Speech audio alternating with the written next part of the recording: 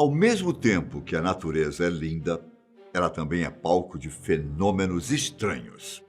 Felizmente, temos os cientistas ao nosso lado para explicar os eventos misteriosos que aqui acontecem. Ao redor do mundo, alguns fenômenos incomuns já surpreenderam pessoas, mas felizmente a ciência conseguiu explicar a maioria deles. Para quem não sabe, eu me chamo Ivan Lima. Se você ainda não é inscrito, se inscreva e não esqueça de ativar as notificações, ok? Então vamos lá. Qual o fenômeno da natureza mais fantástico que você já viu na vida? Para as pessoas que já visitaram as Maldivas, talvez o fenômeno mais incrível tenha sido o mar de estrelas durante a noite. Em diversas épocas do ano, a orla da ilha fica brilhando, principalmente na faixa onde o mar se encontra com a praia. O que nos lembra realmente a Via Láctea, como se estivéssemos no espaço. Conhecida como Sea of Stars, esse é um fenômeno que envolve bioluminescência, que é causado por um certo tipo de fitoplâncton que existe no local. Quando agitados pelas ondas, esses seres emitem uma luz que fica cintilando na água. Não se sabe ao certo quando o fenômeno acontece. Tudo depende do clima e do nível da maré. Segundo relatos de pessoas que já presenciaram o evento, é como se você estivesse caminhando em uma praia que espelha as estrelas do céu. No local, existem até alguns restaurantes que fazem jantares românticos ao lado do mar de estrelas. Por falar em coisas incríveis, vocês já ouviram falar em um voo coletivo de pássaros chamado Murmuration? Esse é o nome dado aos movimentos dos estorninhos, que costumam voar em bando e criar um grande espetáculo. Segundo especialistas, o Murmuration é o sinal de que o inverno europeu está prestes a chegar. Nessa época, os estorninhos têm o costume de sair das regiões mais frias, como a Escandinávia, e migrar para o Reino Unido, onde o clima nessa época está um pouco mais ameno. Até hoje, os cientistas não sabem ao certo como esses pássaros conseguem voar dessa maneira, sem sofrer um acidente, como colisão. Em alguns casos, os bandos somam quase 3.000 pássaros. Os especialistas também acreditam que essas estranhas formações são resultado do instinto de sobrevivência dos estorninhos, que se protegem de predadores voando juntos. Legal todos esses pássaros voando juntos, não é? Assim também acontece com os caranguejos vermelhos, onde mais de 1 milhão de caranguejos marcham para a mesma direção. E coisas como essa só poderiam acontecer em um lugar, na Austrália. Imaginem cerca de 50 milhões de caranguejos vermelhos adultos caminhando sentido ao Oceano Índico. Esse fenômeno acontece na época da migração da espécie, que ocorre geralmente entre os meses de novembro e dezembro. Esses animais vivem exclusivamente na ilha de Natal e, por isso, esses fenômenos só podem ser vistos por lá. O evento é tão legal que já se tornou uma atração turística na região. Em alguns locais da ilha, as ruas têm que ser fechadas para que os animais não sejam atropelados. O mais engraçado é que os caranguejos demoram até 1 semana para chegar até o mar. Depois ficam cerca de 1 mês se reproduzindo. Outro fenômeno parecido é a migração das borboletas monarcas, que ocorre do Canadá ao México. Um estudo de 2016 descobriu exatamente por que elas fazem essa migração tão longa. Enquanto a maioria dos insetos prefere hibernar durante o inverno, as monarcas, assim como algumas espécies de pássaros, preferem fugir do frio. O mais curioso é que a jornada supera o tempo de vida do inseto, que é de mais ou menos 2 meses.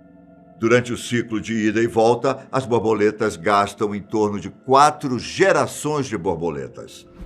Agora, os cientistas pensam em construir uma borboleta robótica, que poderia seguir os insetos e rastrear todo o processo de migração, o que poderia ajudar na preservação da espécie. Mas lembra quando eu disse no começo do vídeo que a natureza também tem seus fenômenos estranhos? Pois é. Todos esses que eu citei eram, digamos assim, bonitinhos. Agora eu vou começar a falar sobre as coisas estranhas da natureza.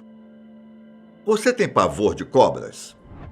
Na província canadense de Manitoba, a cidade de Narcisse tem uma atração turística um tanto diferente. Todos os anos, turistas se reúnem para ver milhares de serpentes fazerem uma orgia animal. Não, vocês não entenderam errado, não. As cobras se juntam para copular. A cidade de Narcisse é um lugar notoriamente frio e é a casa de inverno perfeita para cobras, porque tem um fino solo que fica sobre uma camada de calcário que a água gradualmente erodiu, criando uma rede de pequenas cavernas no subsolo.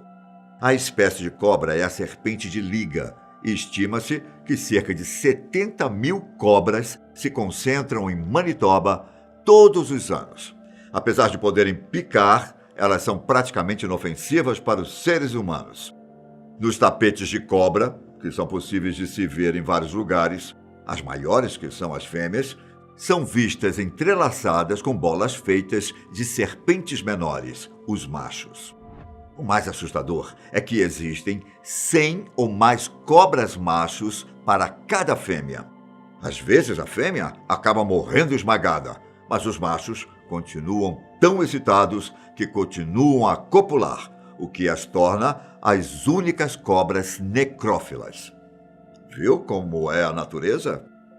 Em 2012, mais de 20 toneladas de peixes mortos cobriram uma praia na Noruega. Assim como no Canadá, é possível ver um mar de cobras. Na Noruega, foi um tapete de peixes. O motivo pelo qual os peixes morreram? Bom, isso ainda permanece um mistério, mas existem algumas hipóteses. Alguns acham que uma tempestade prendeu os peixes em água rasa, que acabou se misturando com a água de um rio próximo. Outros suspeitam de uma série de fatores ambientais. E como na época as pessoas estavam temendo a famosa profecia maia de que o mundo iria acabar em 2012, as mortes dos peixes também foram relacionadas com tal teoria. Segundo relatos locais, parece que algo parecido aconteceu na década de 80, quando o pouco oxigênio na região causou a morte dos peixes. Em 2014, um caso parecido aconteceu no Sri Lanka, quando turbilhões formados em águas rasas sugaram peixes e outros animais pequenos e depois fizeram cair como uma espécie de chuva de peixes. Até o momento, essa seria a explicação mais plausível para o que aconteceu na Noruega. E se pode chover peixes, por que não pode chover pássaros?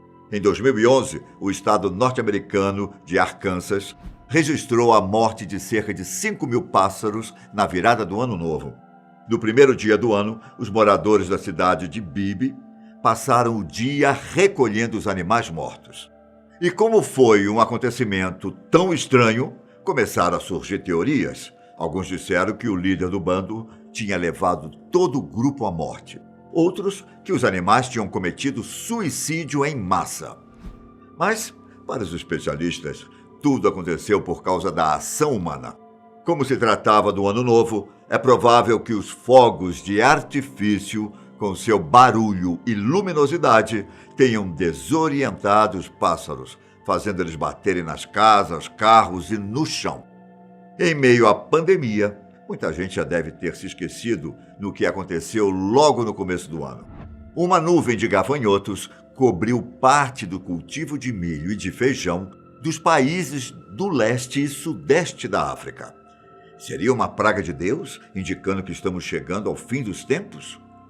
Com certeza, muitas teorias surgiram depois do acontecimento.